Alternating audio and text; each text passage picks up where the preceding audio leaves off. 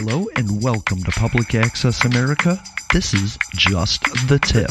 Everybody wants to shout at Joe Biden to fix it. Everybody wants to shout at Mitch McConnell for fixing it. And what they're doing is they're walking right past some obvious solutions of community just to complain nationally. And Joe Biden isn't your dad. He's not the police. He's not the boss. He's just a president. We don't want to give him an outsized role. We don't want to give the president an outsized role in our community. He's there to execute national directives from Congress, right? The people say we want this. Senate says this is how we're going to do it, gives it to the president, he executes it. I don't want the president coming up willy-nilly with ways to solve problems. I didn't want it in Trump, I don't want it in Biden. But I want people to understand it's them. You're babysitting your own kid, I'm not. Right.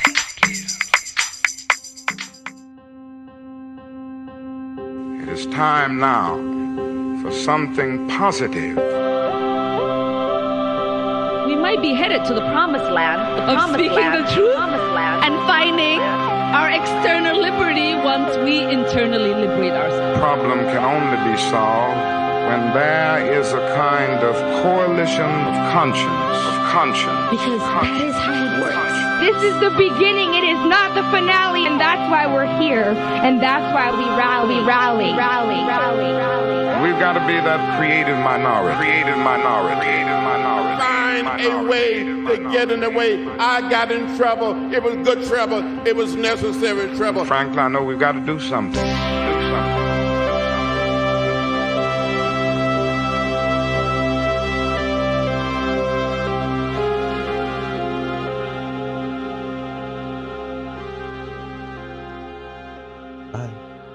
And we're back. All right, there we go. So the question about what's in our food really does play an important role, because the idea that you're going to get rid of chemicals and pesticides and herbicides and all of that stuff in order to maintain a healthy crop is not feasible. But at the same time, there have been new methods developed in agriculture in order to reduce the reliance on those things. Yeah, good. So for example, like I told you about, when farmers would have to till their fields, it was a common practice to till your field. The idea was that by turning the soil, you were, taking what was left over from last year, burying it in the soil so that way it would break down further. And, you would end up having a better organic mix in your soil. Turns out that's not really the case. Turns out what that does is it leads to soil erosion. You end up having lower quality of soil. Different nutrients end up blowing away because of how arid the soil is. Right. There's a number of problems with it. So by moving towards a no-till strategy, what they've found out is that, because we're minimally disturbing the soil, weeds aren't necessarily taking root in some of these places. That's cool. Also, because you're not turning the soil, you're having less issues with erosion. Because you're not turning the soil, you don't have all of these nutrients blowing away. Because you're not turning the soil, you have all of these benefits of not turning the soil. How does that affect runoff? Well, think about it this way. If you have loose soil, you have loose places that allow water to flow. Right. Now, if it's not as loose, is there runoff? Absolutely possible. Well, of course. Is it negligible or not? I'm just the runoff issues. The runoff issues are a question of a couple of things. Number one, it's what is your soil's ability to have water leach through into your water? Yeah, right. Now, some places the water, like for example, the water table where I particularly lived, the water table was like 100 feet below. Wow. So the idea that you're going to get, a ton of chemical runoff down into your water table, I mean, you're really going to have to have a bunch of chemicals, and you're going to have a bunch of water, and it's going to take a lot of time to. Yeah. So I mean, it's not impossible, but it's improbable. Right. That said, into major waterways, I mean, there's always the possibility. Water doesn't stop flowing just because you stop turning the soil. It's just that if there is compounds in loose soil, that loose soil is not being taken with when it runs, because there is no loose soil when you switch to no-till methods. Gotcha. Yeah, I just thought loose you soil would make more runoff. I don't know why I thought absolutely. that. It absolutely would, because a lot of those chemicals rest at the surface. Right. And so when that surface soil is getting washed away, it's getting washed into major waterways. That chemical is then moving into major waterways. Right. So by having less soil get turned over, you actually have a better chance at minimizing your runoff. I like that. And even from a farmer's perspective, because you're not just putting chemical spray on there to kill weeds, you're also putting fertilizers down in order to make sure that your crops have the nutrients that they need to grow. And you don't want that washing away, because it's literally money running down the fucking gully. Right. So by adopting a lot of these methods and methodologies, you've ended up with a reduction in runoff, a reduction in erosion, an increase in crops, an increase in stability of your crops, increases in organic matters, decreases in weeds, which leads to the decrease in the number of pesticides and herbicides, or at least herbicides, that you'll need to use. Pesticides, that can be a little bit of a mixed bag, but we have different methods of dealing with different pests. Unfortunately, grasshoppers are a pain in the ass, but at least in Montana, wheat stem sawfly, we just plant wheat with thicker stems rather than hollow stems. That's just how we deal with that in this more natural selection process. I love that. So, chemicals, there are ways in which you can minimize the amount of runoff you get. All of this goes down to say that it used to be that farmers were very much well, fuck it, we'll just go with this and this will work. As crop science has really progressed and really caught on in a lot of areas, especially rural communities, what a lot of farmers have found out, that the minimal cost of doing soil studies by doing certain tests at your local chemical, and fertilizer depots, you can actually target what you need a lot better. So instead of spending, let's say, $20,000 on a fertilizer bill, I'm just throwing numbers out here, that you might only need to spend $5,000 on a fertilizer bill, and that extra $1,000 that you spend on having your soil tested, you're still coming out $14,000 ahead of what you used to do, because you did soil sample testing. Or if you're looking at how you're mixing your chemicals and how effective it is, and what used to be a $50,000 herbicide bill might now only be $20,000, because you don't have to apply to the entire soil. You can literally selectively target. Now throw in GPS mapping as part of that. You can now map out certain areas that might have weeds in it. And so then when you go to treat your crops, instead of spraying the whole field, you can now target zones instead. So there have been a lot of improvements in the science of raising food. I would hope so. But there are still, but like anything else, farmers typically don't have, your small rural farmer typically doesn't have access to most of this technology. Right. And with farmers usually being a pretty aged group, most of them don't have the understanding to use the technology. And so it's the younger generations of farmers that have, grown up with the internet and grown up with all this different technology. They're the ones that are coming in to figure out how to use that to their advantage. Corporations like John Deere have also come in, and they're working, on how to make this a much more feasible platform for farmers to use.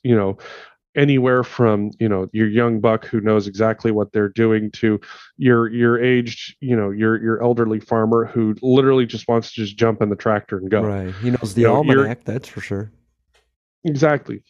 It's one of those things, kind of like what I said in the last show.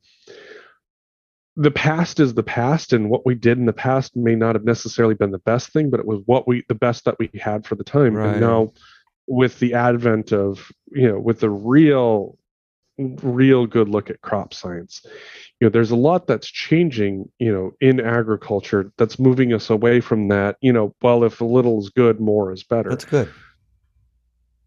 It just, like anything else, it takes time and it takes understanding. Yeah. And but it also takes people going, you know what, I'm going to mix it according to the way that this goes. Mm-hmm. Now, I will say that not every farmer does that. No, but more is better is also an expense, right? Exactly. Yeah. And that's not necessarily an expense that you want to have. Right. No farmer wants to spend more than they have to grow the crops. Right.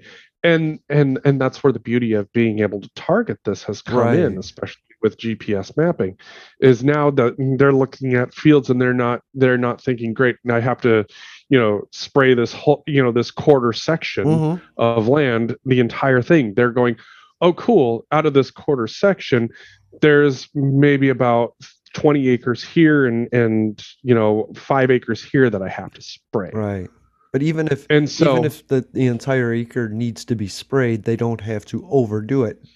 There's a point where it works and then breaks down and works correctly, and then any more than that is kind of overkill, and you're just kind of, it's like when you pump, you're wasting money. When you fill your tank, but then you keep like squeezing the handle to get one more penny. That's not actually giving you more gas. It's just going back into the pump, and it's the same thing. You don't want to use more because you don't want to spend more.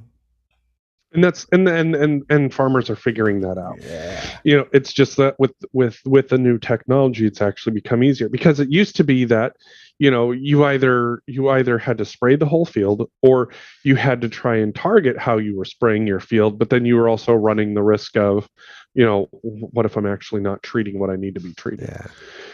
So crop science, agricultural science, farming is work. Aww. It's a lot of work. It's hard work. Right. But in the end, as farmers figure out, as farmers switch to newer methodologies that, minimize soil disruption, that minimize the need for, treating, various weeds that try to set foot. Yeah. The fewer weeds you have to spray, the less likely you are to have to deal with super weeds that come up that are resistant to the chemical that you're putting down. Right. And the less chemical you have to put down, the less likely it is to get absorbed into your food, and the less likely it is that you're going to test for glyphosate in your pee. Right. But does that even matter? If glyphosate is in my pee and it's breaking down anyway, does it really matter? It's just such an interesting thing to pay attention to. Well, and that's where it's, that's one of those ones where we just have to do we'd have to do the science on it. And so you run so to get back to where we were, is 2,500 a decent sample? It's a decent enough sample to say, hey, we need to look into this a little bit more. Right.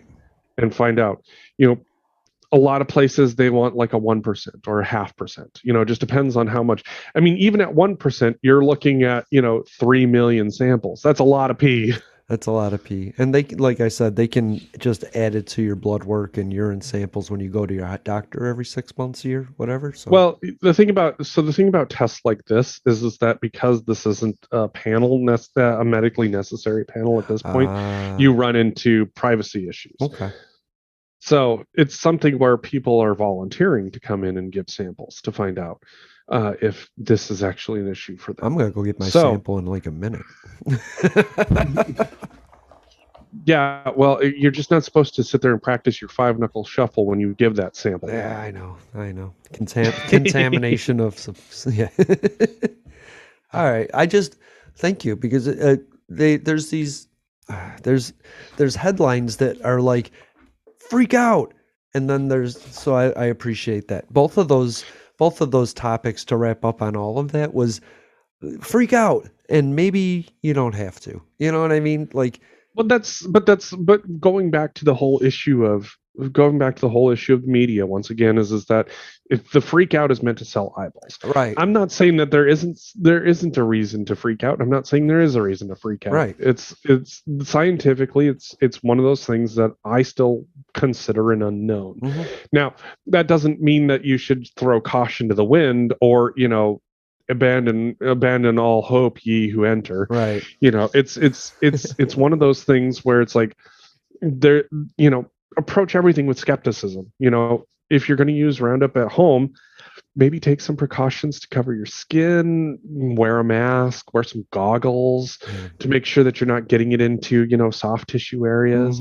Those are great things that you can do to help protect yourself. Read the label and see what they suggest as a means of reducing your risk of exposure, because it's a chemical. It's exactly what it is.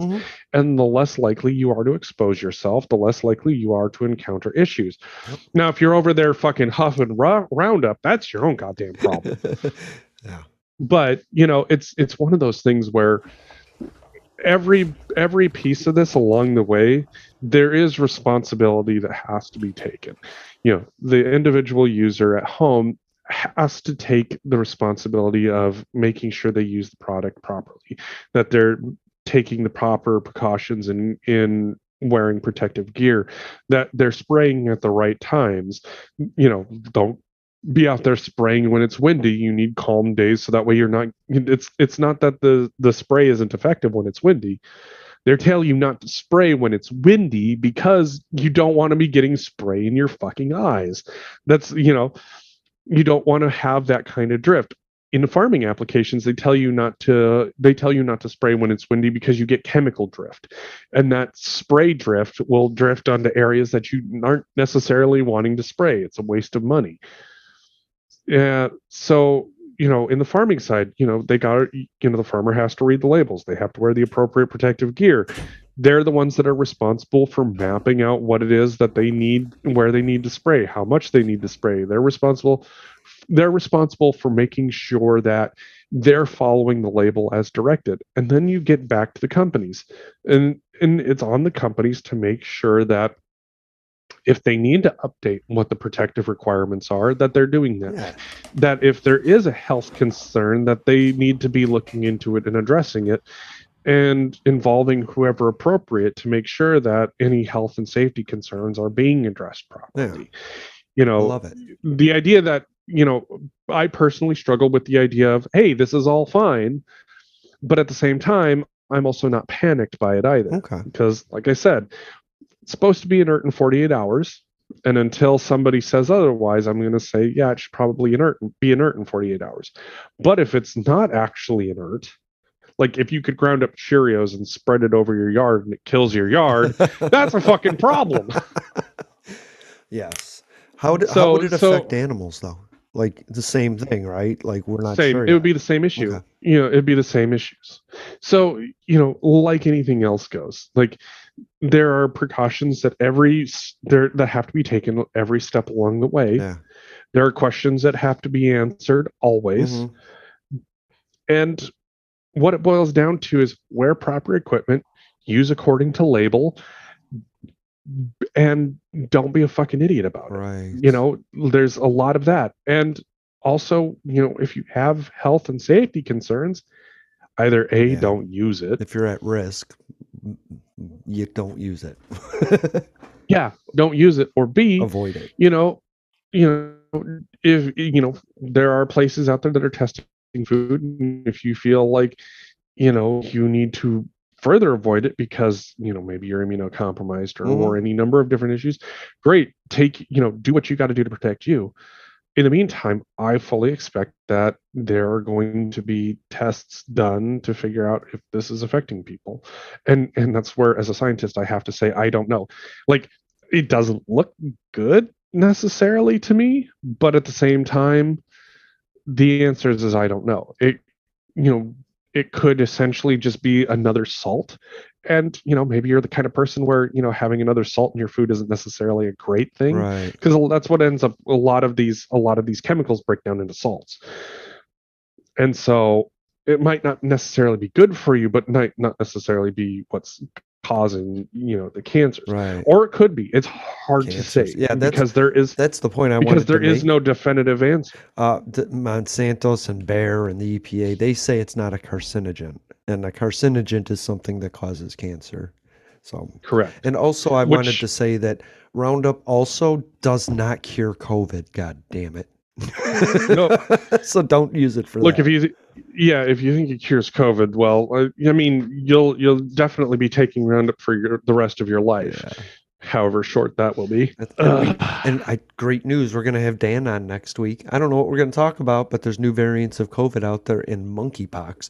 So I'm excited to talk to him about that. You know what I mean? That's going to be a tough one. Is it? There's only a few cases, but there's only a few cases, but the way that it's spreading, unfortunately, is been highly publicized in the media, and I am very concerned about their discussion on the methodology. Okay, I'm looking forward to Dan's perspective on that. I'm kind of interested in the perspective of people that are contracting it. They're saying that gay men are contracting it more, and I want to know more about that's what I'm concerned about, is because they pretty much every media source that I have seen talk about it it's primarily spread among gay men. Exactly, right. But everybody can get it through close contact. Like they're leaving out the close contact. Like it concerns me because it's the messaging is very similar to what HIV was back in the day. Yeah. And I don't like that. Like if it is primarily being spread through sex, then you just need to say that, because guess what? People have sex, and that's what happens. If that's what answer is, that's what the answer is. Don't just sit down and go, it's just gay men, because guess what? There's probably some bi men out there. Mm-hmm. And straight people. Or there's straight people, poly people. The messaging is bad. The messaging is bad, and I don't like it. Right. I expected it to be called Michael Pocks when it hit the USA. Oh God. Public Access America. It's always funny because especially because as libertarians, we get a ton of shit, even amongst other libertarians. I think political philosophy is a lot like religion, and where there's moments you have to go on faith and trust what somebody else is saying. The main focus is just less dependence on the government, because we've seen how that's gone. And you don't have to do that if you think about it in a human way. More dependence on connections with each other. You can always bring it back to what would one human do for another? What would 100 do for 100? People looking out for people. Find Public Access America anywhere you find your favorite podcast every Sunday and Thursday. And join the chat on YouTube at Public Access America every Sunday, noon Eastern, 9 a.m. Pacific. Community's looking out for community. Public Access America. History in the making, making history in the making, in the making, in the making, in the making, in the making. But I do have an interesting question for you. It's kind of hard segue here. Is porn the reason for these people shooting in mass? Are video games the reason that shooters, young men 18 to 21, are killing in mass? And is cannabis, or the final one, women, to blame? I think everybody just needs to beat it and go to bed. Yeah, I think so too. Starting with Tucker Carlson and Laura Ingraham, because that's where these things come from. I think porn keeps a kid in his house. It doesn't make him leave. I think cannabis makes a kid stay in his house. It doesn't make him leave. But now Tucker Carlson is saying that it's angry women that are pushing men to this. Entitled women that are. Oh, fuck off. No. All right. Once again, for the people in the back. We never discussed Highland Park, did we? No, we haven't had the chance to discuss I'm Highland actually from a suburb that's near there. You know what I mean? So. Okay. Well, yeah, Highland Park took place the day after we last talked. Yeah. So, yeah. All right, let's talk about, once again, porn. Let's talk about. Awesome. I'd rather talk about porn, but I don't want to lead anybody to go mass shoot somewhere. So maybe we shouldn't talk about porn. Look, the only mass shooting you're doing when you're talking about porn involves jerking it until you blow a load. Right. So mass shooting. I'll mass shoot all over your face, baby. God, Jesus fucking Christ. But now we have a title for the episode. We got to do that more. God. Dear FBI handler, I hope you're crying as you're listening to this. Yeah. So once again, everybody wants someone, something to blame for not being involved in their kids' lives, or any number of different things. Is it Rob Halford or Ozzy Osbourne? Yeah. It's in my from the time I was little, I've had heavy metal, I've had rap music, I have had violent video games, I've had violence on TV, I have had violent cartoons, I have had all of these different things be blamed as the reason why kids are doing X. Yeah. And you want to know what? Here's my question. Who's letting the kids have this stuff? Wait, the cannabis, the porn, or the guns? All of it. All of it. Who's letting the kids have access to this stuff? Oh man, but it's all over the place. It's in public and everywhere. But you mean parental involvement has to be a thing? I tried nothing and I'm all out of options. You have to fix it. I mean, that's pretty much most parents. That's pretty much parents like this. Well, my kid would never do anything like this. Are you involved in your kid's life? Well, no. Right. Well, fuck. Surprise or not. Right. So there's a great report out there about where some of these mass shooters are living essentially online, and they're spending the time in these forums where essentially like you have all of these things that are quote unquote jokes that basically they just they live off of this kind of attention. Like in the case of this this Highland Park shooter, he was talking to some kid in Germany who was just like, oh, fucking do it, all this other bullshit. Like, so it's an echo. And then on chamber, top of that, right. There are these echo chambers where people like this are living and spending time on the internet, and it's like anything else. At a certain point, you're always desensitized to certain things. And if you feel like you're in a marginalized community, there's a mental health aspect to this that absolutely plays into this. And these people think they are marginalized. No women like them. Everybody does X, Y, and Z, this, that, and the other. Like, don't get me wrong, bullying is absolutely a problem, but at the same time too, mental health is really an issue here. Like, it doesn't really matter what the weapon is that if somebody decides that they want to kill a bunch of people, they're going to figure out the way to do it. Oh yeah. You look at for example, the Zarnev brothers. But why is this the idea? Why is it so much that Highland Park was on what, a Monday? The 4th of July? 4th. By Tuesday, we were from 309 mass shootings to 315. Like, why is this the idea? I feel like there's a theory out there and they want to test their theory, but it's a bad theory. It's a ban in theory. You know what I mean? So let's talk about mass shootings, because this is one of those things that as a gun owner, I have a problem with the way that mass shootings are defined. Because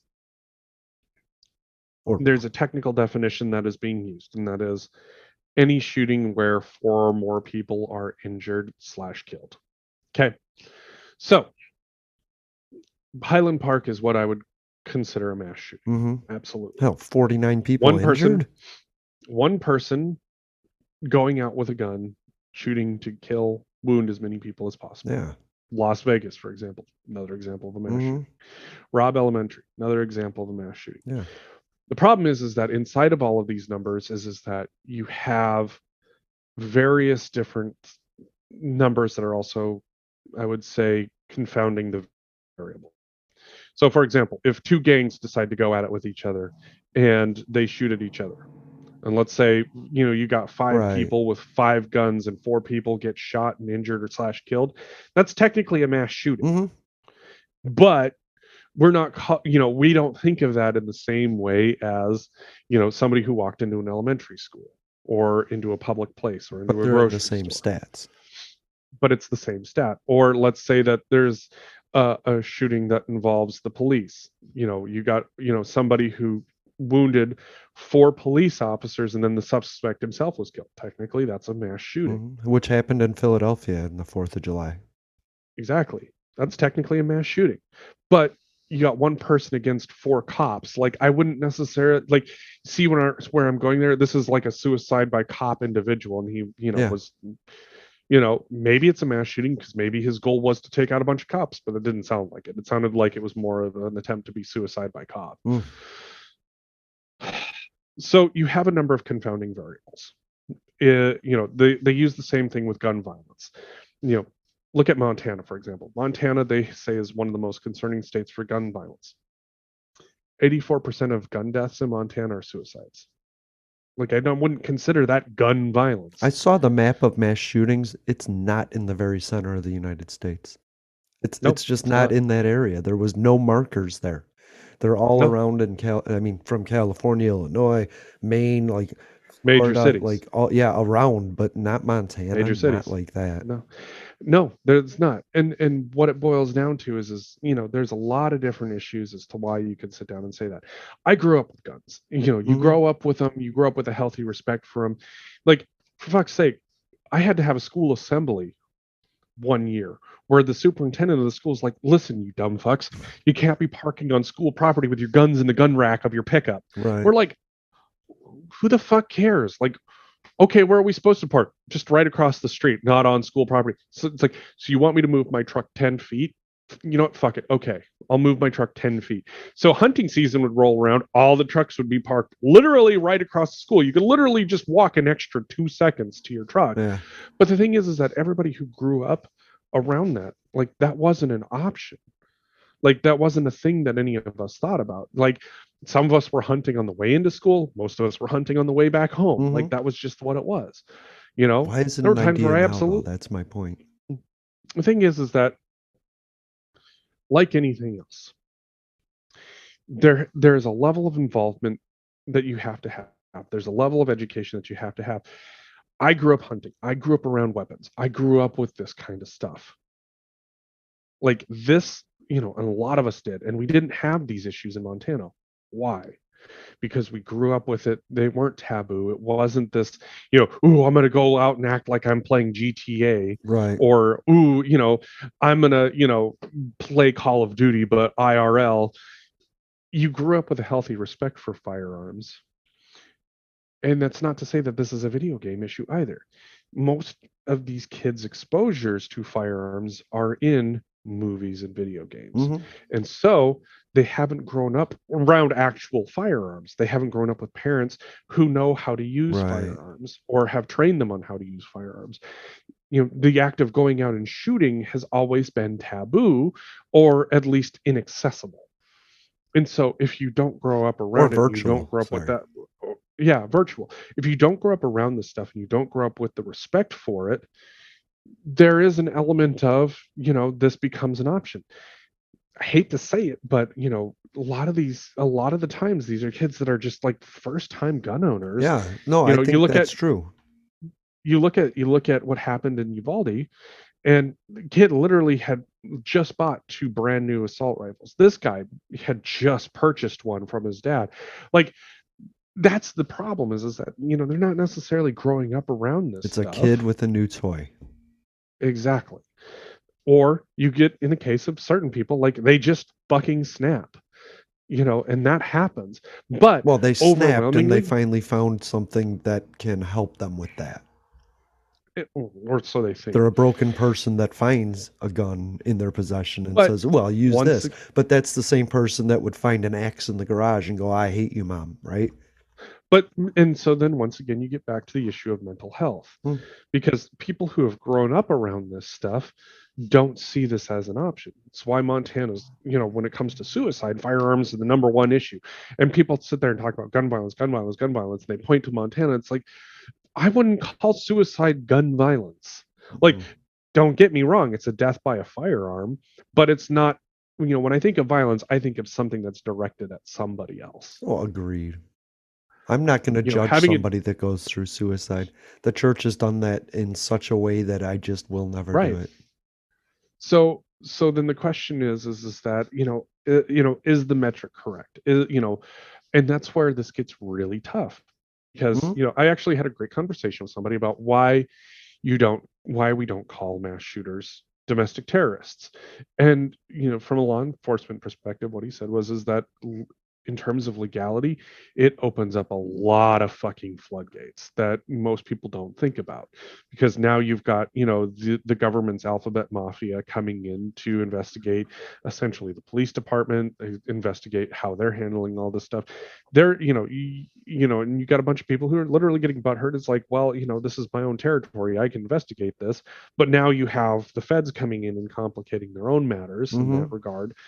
And so, like, I understand that. I don't like the surveillance aspect that this allows for. You know what I mean? Well, and here's where this gets really fun: is you've got places like New York, as part of their new permitting process, you literally have to hand over the keys to your social media accounts. You have to list them. Right. And so, that's a shame. But that's a grand question, though. This is kind of one of those things where it's like, this is a real struggle, because you have is this a good idea? Is this a bad idea?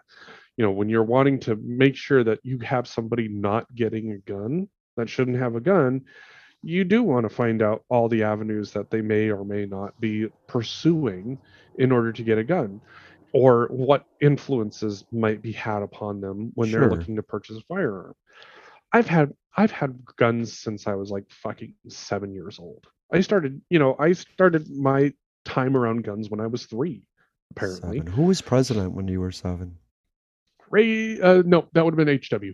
Oh, so your parents said, we'll just have HW raise him from afar, instead of like, no, of course not. And I think that's the problem, is people want Joe Biden to babysit their kids with laws, when they just need to like pay attention to their kids. And I think it's a real issue that they want the government to do things for them and protect them, but then also stay out of their lives and fuck off. You know what I mean?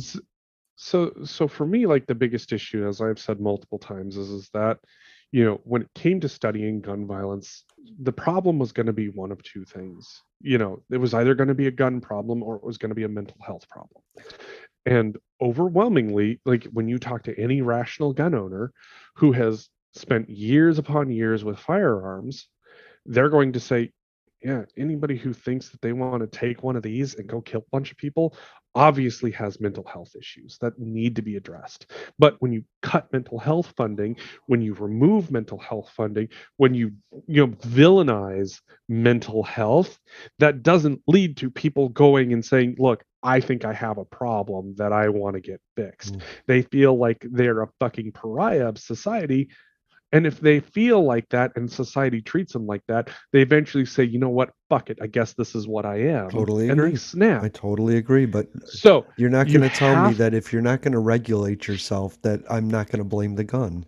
A well-regulated militia is a militia that regulates well. And that's not being done. One of your members of the well-regulated militia went on a roof and started shooting people. And if you're not going to regulate yourself, somebody's going to regulate you. And I'm sorry about that. But I'm going to blame the gun in that extent, because nobody else is. Well, and that's where and here's the thing is that, there are multiple problems that have happened that have shown this to be the case. You got the kid in Michigan where the parents went out and bought him a gun. Yeah. You got the Highland Park shooter who went out and bought who had his dad sign on a gun. You got Uvalde, Texas. The kid literally went out and bought 2 brand new, what I would consider very bougie guns. Yeah. Oh yeah. And the problem is that the system failed to regulate. Absolutely. But the mental health system also was not present, not nearly available enough. Agreed. And so what it has constantly boiled down to, and what I feel like has not necessarily been addressed until potentially recently, with the signing of the new gun laws that got put in, where you've got red flag laws, where you've got money to be put in, money that is being put in place to fund mental There wasn't health. red flag laws put in. There was incentives to have states do it. Well, and that's one of the bigger issues. Let's give the people that are for gun violence more money and hope they use it in the right way. Like, that's to me, there's federal funding put in. There's federal funding that's going to be available for states that will put in red flag laws. So basically, what it's saying is, look, if you really truly believe that you want to stop a bad guy from getting a gun, you have to do the things that would stop a bad guy from getting a gun legally.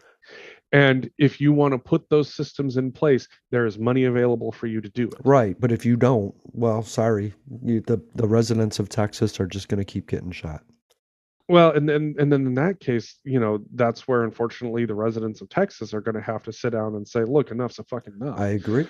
Somebody has to regulate these people. If it's a well-regulated militia and the government isn't allowed to do it, and the citizens aren't allowed to do it, and the gun owners aren't allowed to do it, and the parents aren't allowed to do it, who the fuck is going to do it? Because I'm really tired of people dying. The thing is that whose responsibility is it? If the feds aren't allowed to do it, then it becomes incumbent upon the state to do it. Right. And if the state's not going to do it, then literally what it boils down to at that point, and this has been argued, and I think it's not necessarily the greatest argument, is that people who sell guns, the gun shops, they're the ones that are going to have to sit down and go, I don't feel like you should be getting a gun. I'm not going to sell you the gun. I agree with that. That's what I brought up a couple weeks ago. I think that, and I've heard multiple people say that too, and I think that there is absolutely an element to that. But here's the thing: is if one gun shop says, you know what, I think that there's a problem with you buying a gun, there's no place currently for him to go, you know what? If I don't think you should be getting a gun, I should be making sure all these other gun shops know that I don't think you should be getting a gun. That's a good And that's where these red flag laws come into play, because now it's a state system, and that state system should interact with a national system that says, hey, look, this person wanted to buy a gun and I have turned them away because I have safety concerns for this individual / the community at large. That has to happen. I want, people to be able to go out and purchase firearms as they want. But the thing is that the whole argument of, well, it's never going to stop mass shootings is true, but it can make them a lot harder. I agree. in that realm. Or it can just because now you have to, well, and here's the thing, because now you have to figure out how are you going to get a gun underground in a day where, I would argue that the surveillance state is a lot heavier. Oh, yeah.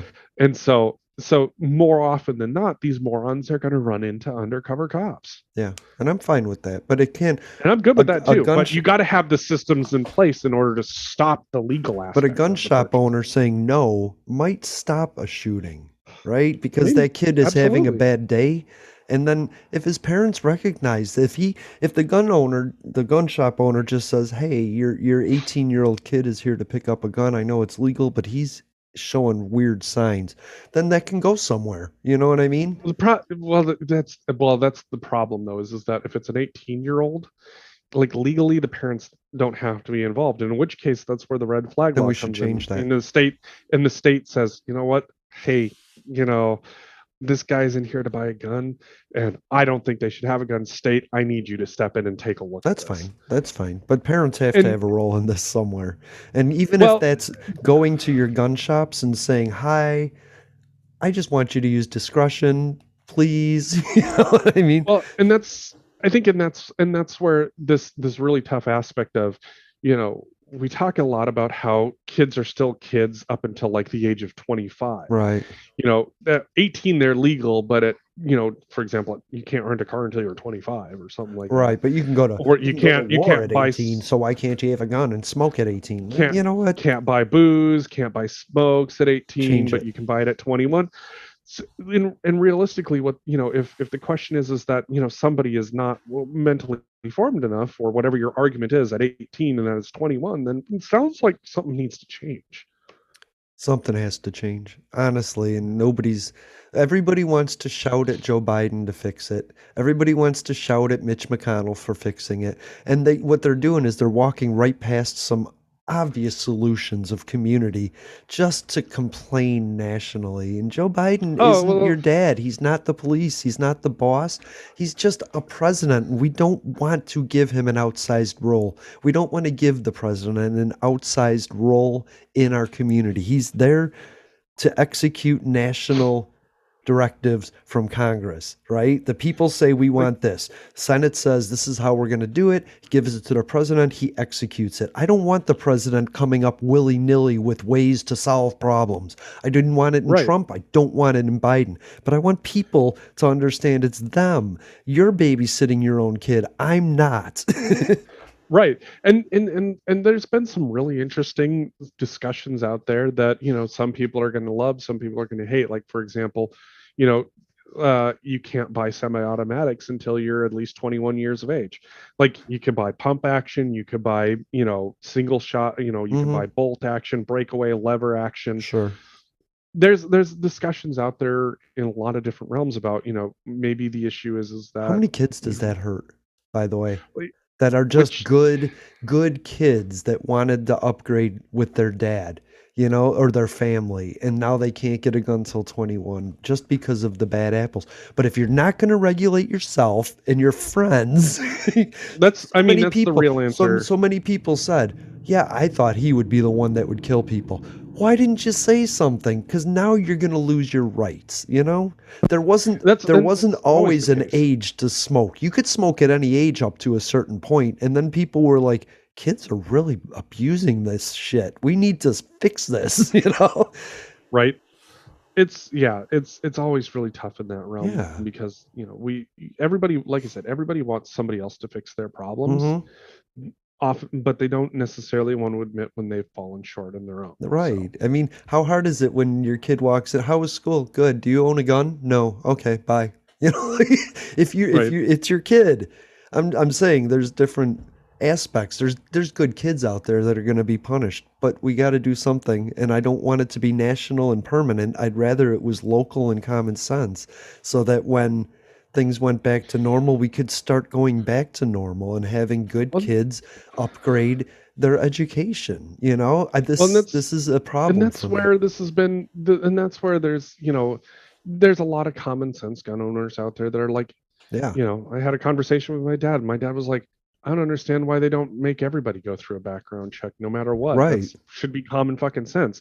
It's like if somebody has been a fucking convict, they shouldn't be able to just go buy a gun somewhere illegally. Like, there's that aspect. For me, it's you can't sit down and talk about stopping a bad guy with a gun if part of the equation doesn't involve stopping the bad guy from getting a gun legally.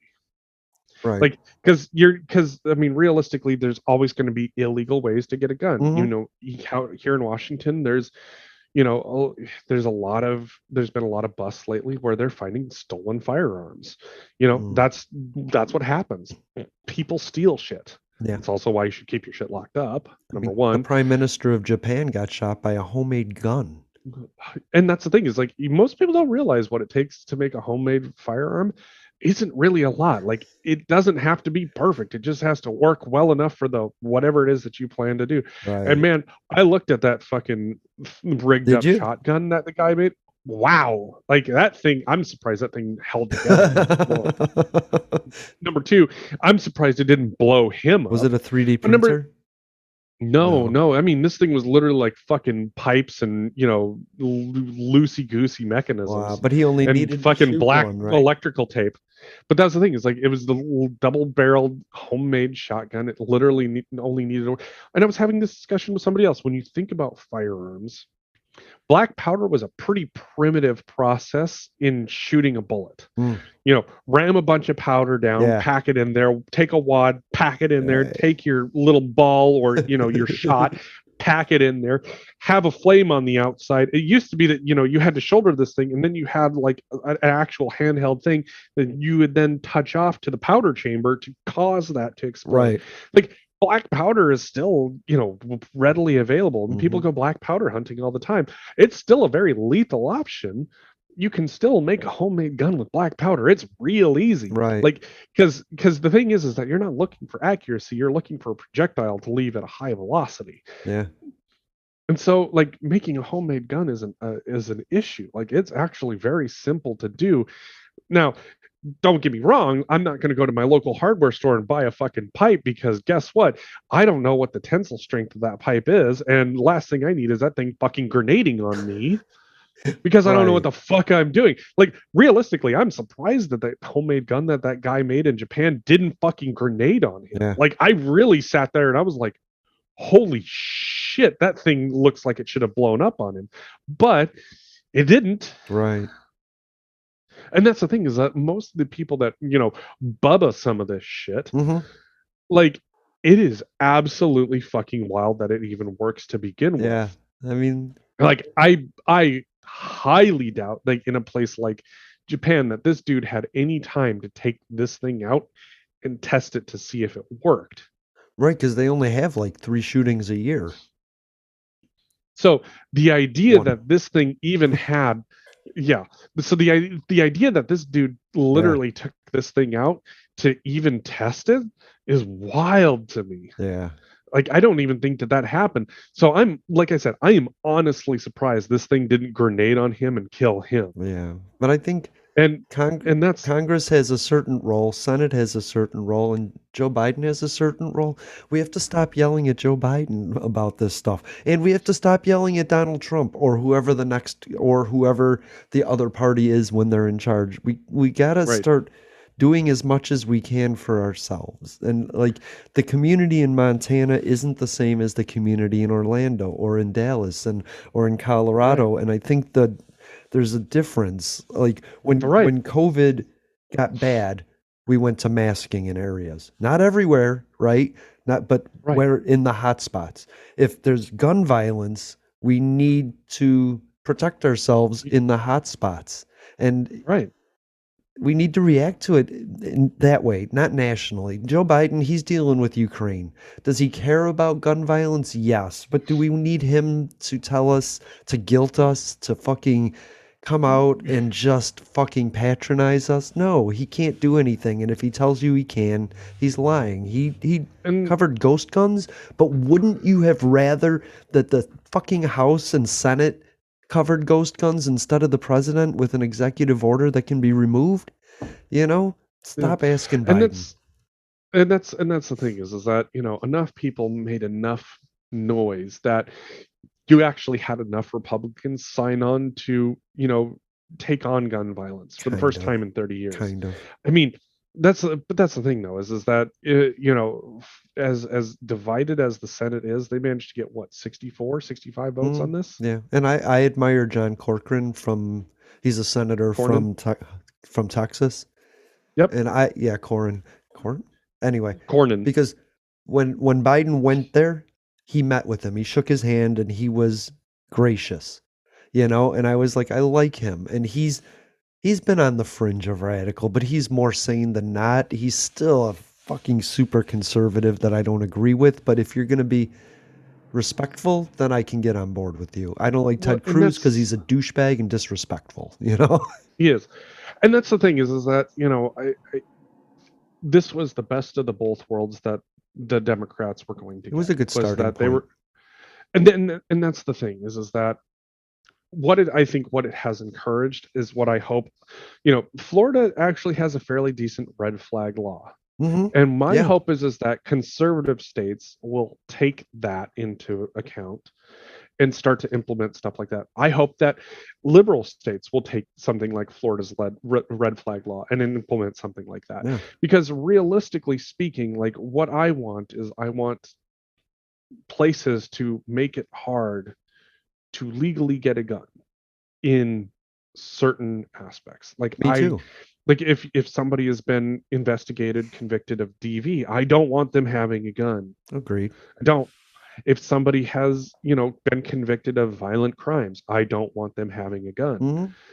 Mm-hmm. Until your constitutional rights are restored and you've shown that you've paid your debt to society, like, you have to. I don't want certain people having access to firearms, and that's illegal access to firearms. Any access to firearms, realistically. I like Highland Park's ban locally, because they say you can't have that. You can't just carry a long gun around here. Like, but you can't say that in Montana, like you said. Like, no. And I said that in Dallas. Like, you don't need to carry a long gun in like an urban setting. Like, And I don't, people are like, you can kill people with that, with a long gun or a short gun. Yes, I know. But if you eliminate the ability to carry it in heavy populated areas, you're going to reduce the deaths, obviously, And you know? and here's, I mean, the realistic part about carrying any type of gun, whether it's a pistol or a long gun, is about knowing the application of the gun. If you have a long gun, those are meant for reaching out distances. The bullets, they, depending on what you're using, they're meant to go through multiple targets. Right. And that's the thing. If pistols, that's not Is an necessarily the AR-15 case. considered a long gun?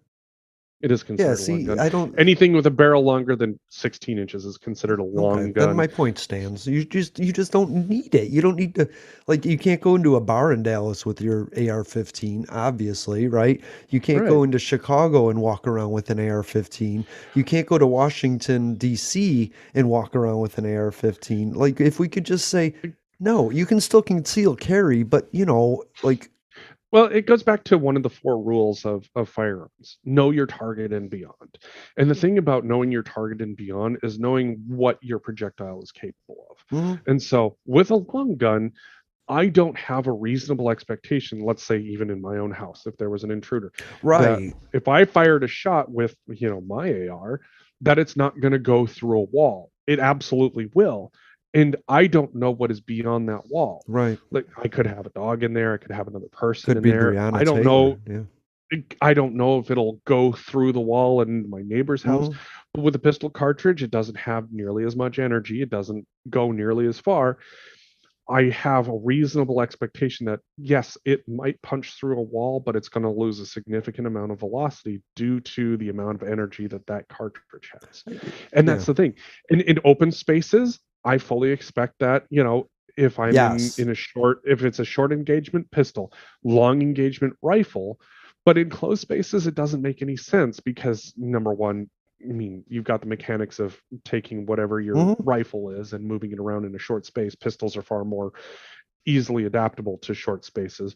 But number two, like, even if, you're looking for rooftop shooters, the idea that you're going to be carrying around an AR to react to that situation is, number Right. one, I mean, it's, There it is. I mean, I would have said that it was impossible, but that's obviously not true. A good guy with a But gun wants the right tool for the job, and right? that's the answer.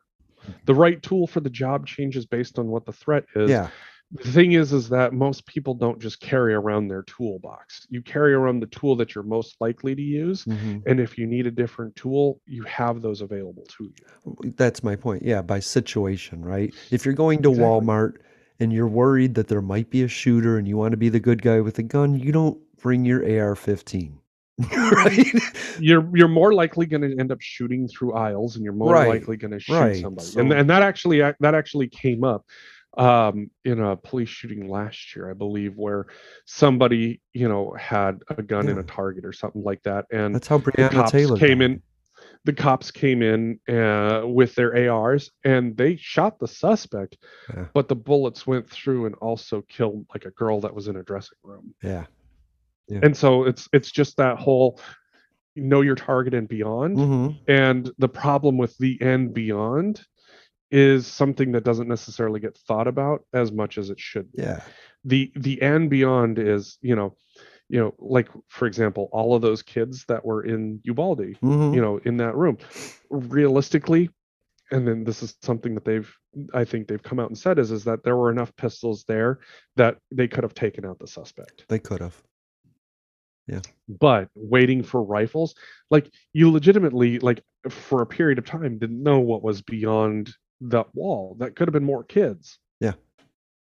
So not exactly a brilliant strategy. No, Uvalde was not brilliant, and I feel Well, for those and people. that is, well, and you've got the Department of Public Safety down there that are just hammering on the police department, the police chief, who, who's now saying that he wasn't the scene commander and all this other Right. stuff. Like, that was the classic definition of a clusterfuck. Right. I gotcha. I want people to understand that carrying an AR-15 down Fifth Avenue should be a weird look. It just should be, right? It shouldn't be normalized. Well, but I don't want to take me, away from a gun owner that has a pistol on its side, concealed carry, because that's also fine too. And also, if you're going hunting, you know what looks really weird? Pulling out your fucking Glock 9mm to shoot a deer. It just does. Well, I mean, it might look weird, but as somebody who's had to carry a sidearm for to finish it off, just right?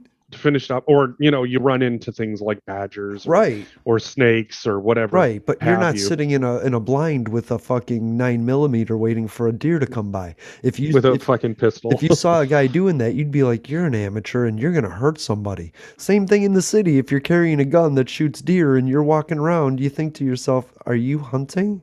Like, it's a weird. Yeah, I get it. It's a weird look. It's a weird look. And I think it's a weird look. And as somebody who comes from Montana, where I grew up hunting, it's a weird look. It wasn't uncommon to see somebody having their gun sitting in a gun rack in their truck. That was normal. Right. That wasn't weird. Like, that was common. Right. Like, but out here, that probably, if you're in Seattle, that would look weird. Yeah. And that's the difference. If I have an RV and I go to Yellowstone Park, I blend in. But if I have an RV and I'm trying to go on Lower Wacker in Chicago, weird look. So, it's one of those things where I understand why people want to be able to display their firearms. It's just not what I was taught. Right. It's like, you have them for if you need them. Your display of firearms, we never considered our rifle sitting in our gun rack in our truck as displaying, because everybody it was literally them. Like everybody had them, and it had a purpose, and that purpose was, I'm going hunting after school, right. I'm gonna see if I can get my deer. And there wasn't like the cool kids that had the ultra cool guns. The gun is the gun. Oh, you're all using the same guns, Some of it, you had some kids that, the cool part was like they got an expensive scope on their gun. They're like, "Oh, you son of a bitch, that's a nice scope." Or, it was never, all of us hunted with fucking bolt actions for the most part. I had a couple kids that hunted with semi-automatics. I would love a bolt. I for the longest time hunted with a fucking lever action. My dad taught me on bow and arrow, so. Right. I had friends that were archery hunters, and they always had bows and arrows in the back of their fucking truck. Shit's fun. But I think we're constantly looking for reason in this, and I think it just comes down to that. Like, we made fun of people that jaywalked because they got hurt. We should make fun of people that walk around cities with AR-15s. We should point them out. We should all notice them when they're around, my argument would be that, a good gun owner isn't going downtown with a fucking AR-15. A dangerous one is. No, I'm gonna say that. I would say, a person who understands the tenets of firearms, know your target and beyond. Yeah, that's you're literally carrying, a fucking pipe wrench for something that needs a little crescent wrench. Exactly. Let's say a responsible gun owner wouldn't take an AR-15 to go walking and window shopping in downtown Seattle. I would argue that that's correct. Okay.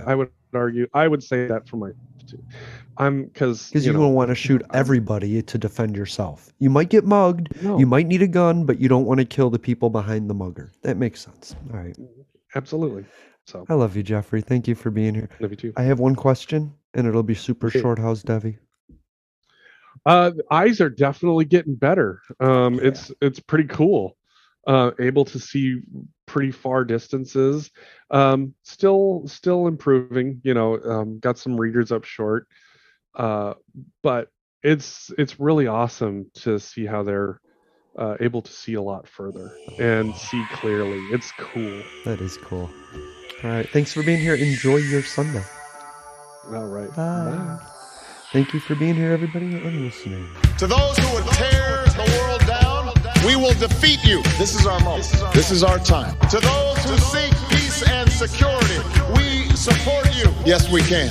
And to all those who have wondered if America's beacon still burns as bright, tonight we proved once more that the true strength of our nation comes not from the might of our arms or the scale of our wealth, but from the enduring power of our ideals, democracy, liberty, opportunity, and unyielding hope. Let me tell you something you already know. The world ain't all sunshine and rainbow. It's a very mean mean and nasty place, and I don't care how tough you are, it will beat you to your knees and keep you there permanently if you let it. You, nigga, nobody is gonna hit as hard as life. Ask not. Yes, we can. What your country can do for you. I have a dream. Ask what you can do for your country. My poor little children. Yes, we can. One day live in a nation where they will not be judged by the color of their skin, but by the content of their character. I don't have to tell you things are bad. Everybody knows things are bad. It's a depression. In this lifetime, you don't have to prove nothing to nobody except yourself. But it ain't about how hard you hit. It's about how hard you can get hit and keep moving forward. How much you can take and keep moving forward. That's how winning is done. Welcome to Public Access America. Yes, we can. Sunday live streams on YouTube. I wanted to run out of that tunnel for my dad. On Twitter, What? Apple Podcasts, Stitcher Smart Radio Public, and Spotify. Yes, we can. Public Access America. History in the making. Making history in the making.